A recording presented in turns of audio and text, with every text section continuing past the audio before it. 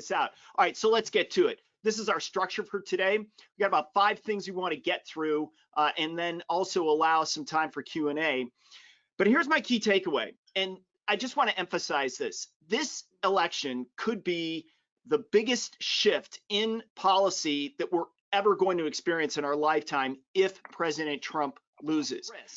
And this is the question that we really should have been asking ourselves at the beginning of the year. I mean, I kind of saw COVID coming, but I didn't see it like this, and that's for sure. And so I wish I would have prepared a little bit better, but my job is to warn people about risks, and this is one of the biggest ones I see out there after we get the economy reopening. Okay, and to start to do that, let's ease into it with a little bit with a poll to start off with.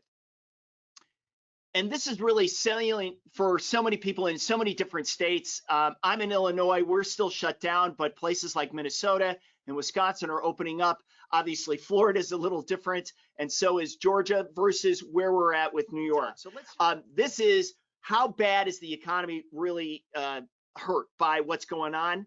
And this is going to be kind of ugly, so just sit back and watch this. This is the initial jobless claims. Now, this came out today. Obviously we peaked about 3 or 4 days ago, but this is just astonishing. Yeah, it's bad. It's incredibly bad. And every month we wait, it's going to get worse.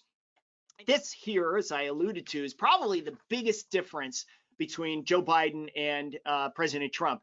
Now, the other Democrat candidates all supported the Green New Deal. Now, that thing is estimated to cost $79 trillion, right? It's pretty crazy. It's really not a well sketched out policy, but it puts their money where their heart is, right? They really want to address climate change.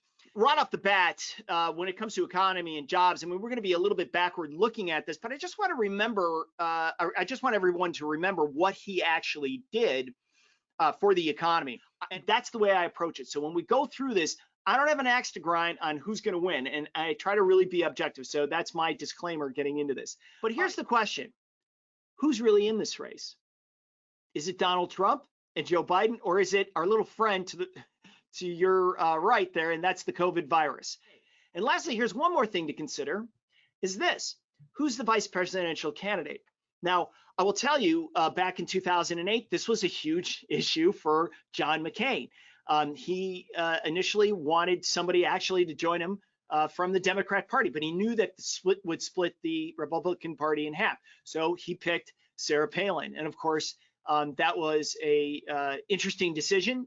It didn't cost him the election, but it really raised a lot of questions that were salient to so many voters. And that is, what happens if the candidate gets sick or dies in office? And let's get to the end of this thing and open it up for some questions. Again, huge shifts in policies. I guess there's some huge opportunities that I want everybody to prepare for, but I just want you to start thinking about it. And so I want you to do right now is just take a moment and write down 2 things from today that you can use to guide you going forward in your work.